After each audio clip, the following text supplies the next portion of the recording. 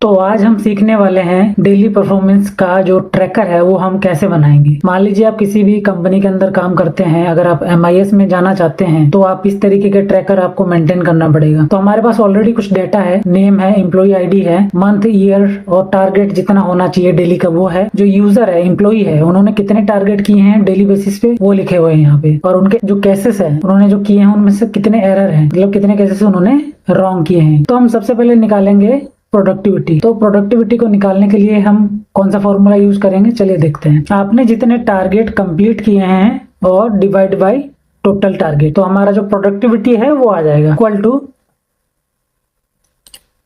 Target कितना है हमारा F3 सेल नंबर, इसको डिवाइड करेंगे टारगेट से, मतलब E3। जैसे आप एंटर करेंगे देखिए आपका टारगेट आ गया है 103.33%। बट आप बोलेंगे कि 103% कैसे हो सकता है प्रोडक्टिविटी, क्योंकि देखिए टारगेट यहाँ पे 30 है और इन्होंने कितना किया है 31, तो इनका जो प्रोडक्टिविटी आ गया है वो है 103%। अब हम चेक करते हैं क्वालिटी। क्वालिटी कैसे चेक करेंगे, आपने कंप्लीटेड टारगेट जो है आपका 31 है, आपने एरर कितने किए हैं 4, तो टोटल केस आपने सही कितने किए हैं वो पहले फाइंड आउट करेंगे। जितना आएगा उसको कंप्लीटेड टारगेट, मतलब उस दिन आपने कितना टारगेट किया है उससे डिवाइड कर देंगे। तो चलिए देखते हैं, इक्वल टू ब्रैकेट स्टार्ट, आपने 31 केस किए हैं, माइनस एरर कितने हैं वो सिलेक्ट कर लिया, ब्रैकेट बंद किया, डिवाइड का साइन, और जितना आपका टारगेट है, आपने जितना कंप्लीटेड टारगेट जितने केसेस किए हैं कर दिया। अब आपको एंटर करना है।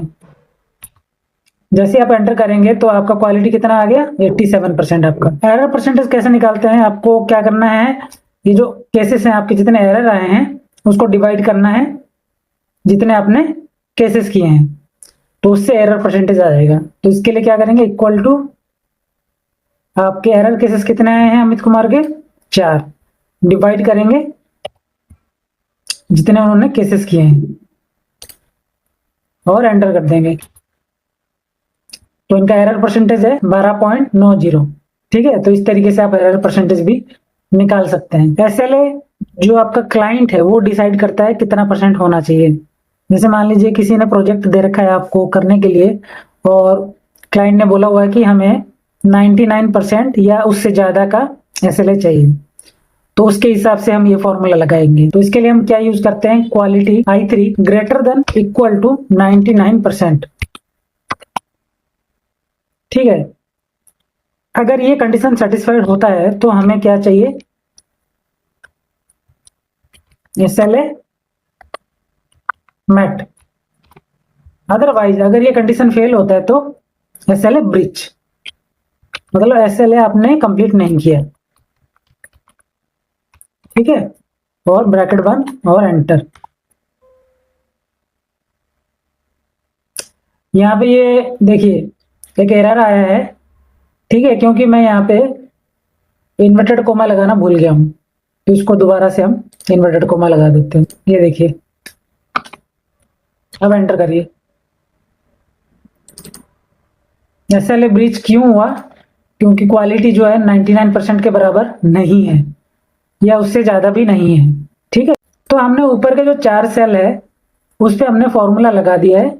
अब एज इट इज हम अगर नीचे ड्रैग कर देंगे तो सारा का सारा फॉर्मूला जितने भी यहाँ पे एम्प्लॉई है उनके सेल में लग जाएगा ऑटोमेटिकली। देखिए क्या करना है, शिफ्ट प्रेस करना है, देन नीचे की तरफ डाउन एरो का यूज करके नीचे तक जाएंगे जहां तक चाहिए हमें, देन कंट्रोल D।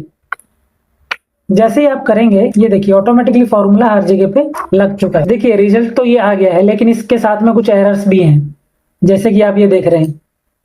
ठीक है, तो इसमें ये तो मैंने आपको बेसिक बता दिया है, और इसके अंदर अभी बहुत काम बाकी है, जैसे कि डेटा वैलिडेशन भी लगना जरूरी है। देखिए यहाँ अगर आप इस सेल में आएंगे, यहाँ पे देखिए टारगेट जो है 0 है, मतलब इसका मतलब क्या हुआ, या तो एम्प्लॉय आया नहीं है या तो उसने काम नहीं किया है। ठीक है, और अगर उसने काम नहीं किया है तो उसके एरर 4 कैसे आ सकते हैं, ये तो रॉन्ग है ना।